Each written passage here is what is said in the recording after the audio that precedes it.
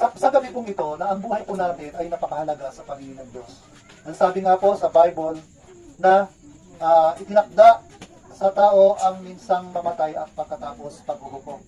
Subalit napakabuti ng Diyos. Ibinigay niya si Jesus upang magkaroon po tayo ng buhay na masagana at makabuluhang buhay. Ano po yung buhay na ito? Una, yung buhay natin ay mayroong dalawang uri ng buhay. Ito po yung buhay na pisikal. Ito po yung ginagalawan natin na nakapaloob sa ating katawan. Ito po yung kaluluwa. At pagka tayo ay kinuha na ng Diyos, maghihiwalay po ang ating kaluluwa doon po sa katawan. Kaya po tinatawag dito yung kamatayan. At ang kamatayan ito, pagka tayo ay lumisan na ang ating buhay, kaluluwang ito, ay tayo ay mamamatay. Pero alam niyo po na magkaroon ng ikalawang buhay. Alam niyo po, pagkatapos ng kamatayan, ng pisikal, meron pong ikalawang buhay na inihanda ng Diyos. Sapagkat sinabi ng Diyos, itinakda nga sa tao ang minsan ng mamatay, pagkatapos ay paghuhukom. Lahat po tayo ay harap sa Diyos. Po, dahil ang kasalanan ang naging dahilan upang ang tao ay magkaroon ng kamatayan. Sabi nga po sa Bible, ang kamandag ng kamatayan ay ang kasalanan. Sino po walang kasalanan? Lahat po tayo ay nagkasala. Lahat ng tao ay makasalanan. Ikaw, ako, at walang nakaabot sa kawalhatian ng Diyos. Pero napakabuti ng Diyos sa atin. Ang sabi sa Bible, kailangan ninyong ipanganak na muli. Yung ating pisikal na katawan, ito ay may pisikal na kapanganak. Ang damakmak na kasalanan. Ang pag-ibig ng Diyos sa sanlibutan. Na binigay niya si Jesus upang mamatay sa krus para dalhin ang ating kasalanan. Meron ba kayong napansin? Bigat ng kasalanan natin ay dinala niya. Anong napansin ninyo? No? Ikaw, Rika, anong napansin mo? Ha? Siguro may napansin tayo, yung ating kasalanan ay dinala ng ating Panginoong Hesus. Dahil sa kanyang kamatayan sa krus para tayo mailapit sa Diyos at patawarin ang ating kasalanan. Dahil si Jesus ay namatay upang maging kabayaran at katubusan ng ating mga kasalanan.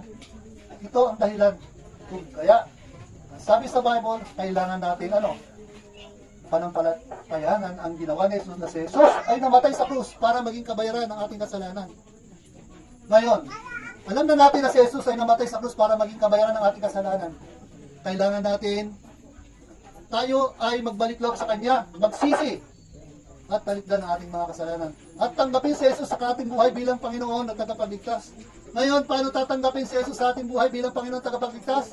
Narito ang panalangin ng pagtanggap sa Panginoon. Sa biyaya kayo maliligtas sa pamamagitan ng pananampalataya. Ito ang tanging paraan para tayo ay magkaroon ng tunay na kapatawaran na hindi na kailangan pang magbayad tayo ng ating mga kasalanan para tayo ay magkaroon ng buhay na walang hanggan at pagpapatawad sa ating kasalanan. Kasi pagka nagbigay tayo ng binayaran natin to sa pangitan ng ating sariling mabubuting gawa, ang sabi sa Bible, magyayabang ang tao pasok sa langit.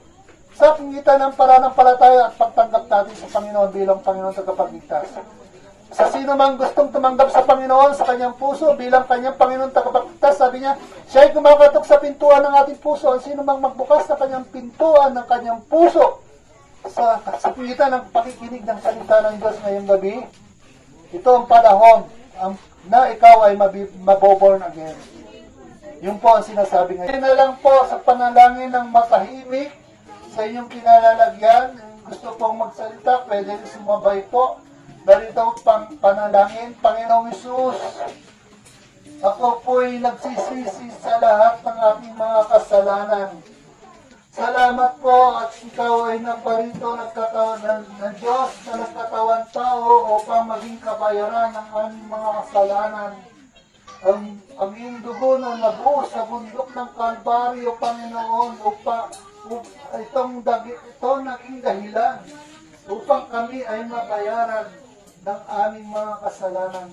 Ngayon po, ngayong gabi ay ako po'y lumalapit sa iyo, Panginoon, at nagsisisi at nagbabalik loob sa iyo, at ngayon po'y tinatanggap po kita ngayon, Panginoon Jesus, bilang aking Panginoong tagapagtas sa aking puso, Panginoon.